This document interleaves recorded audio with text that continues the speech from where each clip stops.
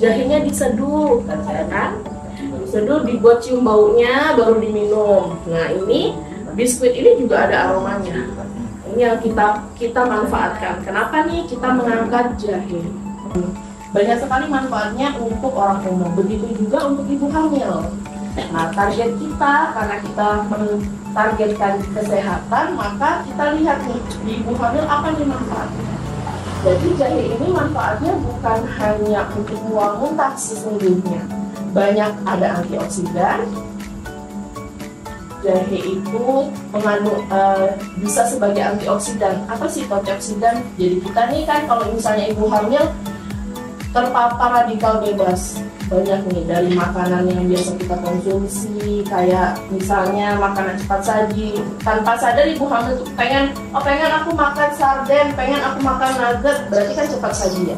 Ada radikal bebas yang masuk ke dalam tubuh si ibu hamil. Nah jahe ini bisa sebagai antioksidannya untuk menangkal radikal bebas yang masuk, jadi menjaga keseimbangan tubuh si ibunya. Yang kedua tadi mual muntah. Nah, untuk mencegah supaya tidak jadi hiperemesis, kalau ibu hamil biasa kan pagi-pagi rasa mual, rasa tidak nyaman itu biasa terjadi di ibu hamil awal ya, mual muntah. Tetapi kalau tidak kita tangani, bisa sampai hamil 5 bulan, 6 bulan dia masih mengalami mual muntah, akan berkepanjangan. Harapannya dengan kita membuat produk yang mengandung jahe, ini mual muntah ibu hamil kita tangani di awal, tidak sampai berkepanjangan. Sudah tahu lah ya, jamu apa, obat apa. Kira-kira bedanya apa ibu-ibu antara jamu sama obat? Ya tradisional, kalau obat-obatan ya secara apa ya, kimia. Kimia, oke, mantap. Pengeringan merupakan metode pengawetan dengan cara pengurangan kadar air sehingga daya simpannya bisa lebih panjang. Jadi kalau kadar airnya berkurang, itu salah satu metode pengawetan sehingga produk kita bisa bertahan lebih lama. Karena kenapa kadar air harus dihilangkan? Kenapa ibu-ibu kira-kira kenapa harus dihilangkan kadar airnya? Karena kadar air inilah yang bisa mempercepat tumbuhnya mikroorganisme termasuk bakteri. Nah, bakteri inilah yang dapat menyebabkan kerusakan pada bahan pangan. Jadi kalau bahan pangan kita banyak mengandung kadar air, itu bisa lebih cepat rusak atau lebih cepat mundur ya mutunya. Jadi kalau kita mengurangi kadar airnya, produk kita bisa lebih awet. Nah ini nanti kalau kita mau buat cookiesnya nanti, kenapa kita harus keringkan?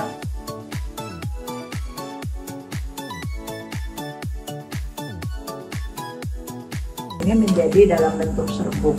Alat yang digunakan, kita menggunakan pengering yang kabinet ya Pak Imra ya. Untuk mempersingkat waktu kepada Pak Imra, dipersilahkan untuk mendemonstrasikan. Disesuaikan berapa banyak yang dikeringkan dengan berapa banyak yang mau digunakan ya. Nah kalau sudah dapat resepnya untuk buat cookies,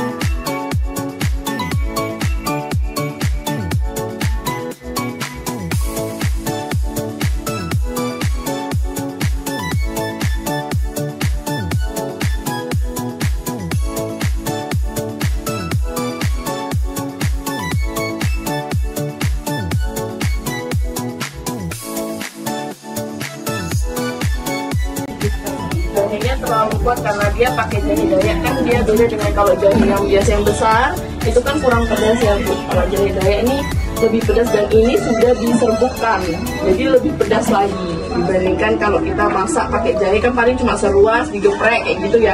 Kalau ini sudah lumayan banyak karena bentuknya